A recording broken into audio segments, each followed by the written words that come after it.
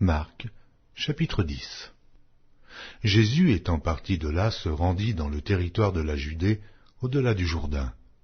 La foule s'assembla de nouveau près de lui, et selon sa coutume, il se mit encore à l'enseigner.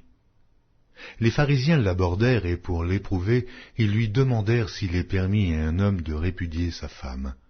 Il leur répondit, « Que vous a prescrit Moïse ?» Moïse, dirent-ils, a permis d'écrire une lettre de divorce et de répudier. Et Jésus leur dit, « C'est à cause de la dureté de votre cœur que Moïse vous a donné ce précepte.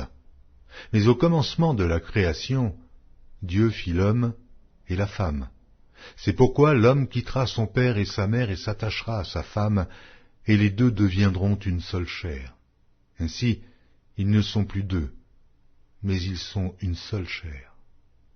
Que l'homme donc ne sépare pas ce que Dieu a joint. » Lorsqu'ils furent dans la maison, les disciples l'interrogèrent encore là-dessus. Il leur dit, « Celui qui répudie sa femme et qui en épouse une autre commet un adultère à son égard.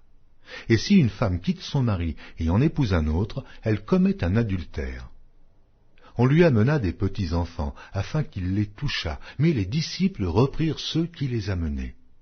Jésus, voyant cela, fut indigné et leur dit, « Laissez venir à moi les petits-enfants et ne les en empêchez pas, car le royaume de Dieu est pour ceux qui leur ressemblent. Je vous le dis en vérité, quiconque ne recevra pas le royaume de Dieu comme un petit enfant n'y entrera point. » Puis il les prit dans ses bras et les bénit, en leur imposant les mains. Comme Jésus se mettait en chemin, un homme accourut, et se jetant à genoux devant lui, « Bon maître, lui demanda-t-il, que dois-je faire pour hériter la vie éternelle ?» Jésus lui dit, « Pourquoi m'appelles-tu bon? Il n'y a de bon que Dieu seul. Tu connais les commandements. Tu ne commettras point d'adultère, tu ne tueras point, tu ne déroberas point, tu ne diras point de faux témoignages, tu ne feras tort à personne, honore ton père et ta mère. » Il lui répondit, « Maître, j'ai observé toutes ces choses dès ma jeunesse. » Jésus, l'ayant regardé, l'aima et lui dit, « Il te manque une chose. Va, vends tout ce que tu as, donne-le aux pauvres, et tu auras un trésor dans le ciel, puis viens et suis-moi. » Mais, affligé de cette parole, cet homme s'en alla tout triste, car il avait de grands biens. Jésus, regardant autour de lui, dit à ses disciples qu'il sera difficile à ceux qui ont des richesses d'entrer dans le royaume de Dieu. Les disciples furent étonnés de ce que Jésus parlait ainsi et, reprenant, il leur dit, « Mes enfants, il est difficile à ceux qui se confient dans les richesses d'entrer dans le royaume de Dieu. Il est plus facile à un chameau de passer par le trou d'une aiguille qu'à un riche d'entrer dans le royaume de Dieu. » Les disciples furent encore plus étonnés, et ils se dirent les uns aux autres, « Et qui peut être sauvé ?»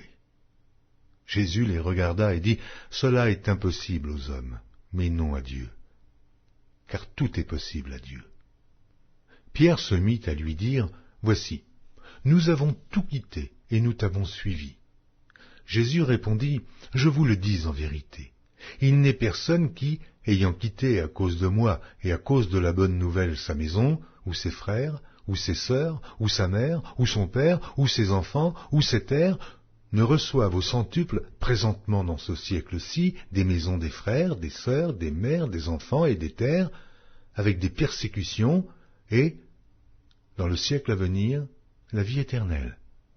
Plusieurs des premiers seront les derniers, et plusieurs des derniers seront les premiers. » Ils étaient en chemin pour monter à Jérusalem, et Jésus allait au-devant d'eux.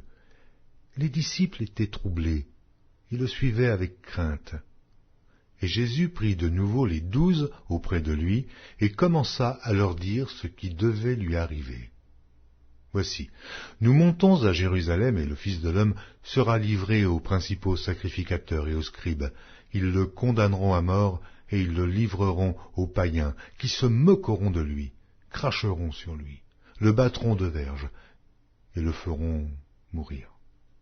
Et, 3 jours après, il ressuscitera. » Les fils de Zébédée, Jacques et Jean, s'approchèrent de Jésus et lui dirent, « Maître, nous voudrions que tu fisses pour nous ce que nous te demanderons.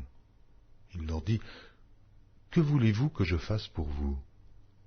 Accorde-nous, lui dirent-ils, d'être assis l'un à ta droite et l'autre à ta gauche, quand tu seras dans la gloire. Jésus leur répondit, vous ne savez ce que vous demandez. Pouvez-vous boire la coupe que je dois boire, ou être baptisé du baptême dont je dois être baptisé? Nous le pouvons, dirent-ils.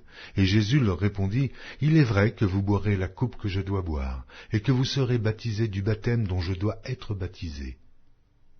Mais pour ce qui est d'être assis à ma droite ou à ma gauche, cela ne dépend pas de moi, et ne sera donné qu'à ceux à qui cela est réservé. Les 10, ayant entendu cela, commencèrent à s'indigner contre Jacques et Jean. Jésus les appela et leur dit, vous savez que ceux qu'on regarde comme les chefs des nations les tyrannisent, et que les grands les dominent. Il n'en est pas de même au milieu de vous. Mais quiconque veut être grand parmi vous, qu'il soit votre serviteur, et quiconque veut être le premier parmi vous, qu'il soit l'esclave de tous. Car le Fils de l'homme est venu, non pour être servi, mais pour servir et donner sa vie, comme la rançon de plusieurs. Ils arrivèrent à Jéricho, et lorsque Jésus en sortit avec ses disciples et une assez grande foule, le fils de Timée, Bartimée, mendiant, aveugle, était assis au bord du chemin. Il entendit que c'était Jésus de Nazareth et il se mit à crier, « Fils de David, Jésus, aie pitié de moi !» Plusieurs le reprenaient pour le faire taire, mais il criait beaucoup plus fort, « Fils de David, aie pitié de moi !»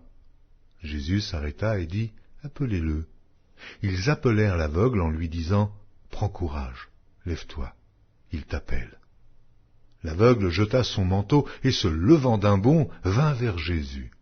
Jésus, prenant la parole, lui dit, « Que veux-tu que je fasse ?» « Rabouni, lui répondit l'aveugle, « que je recouvre la vue. » Et Jésus lui dit, « Va, ta foi t'a sauvé. » Aussitôt il recouvra la vue et suivit Jésus dans le chemin.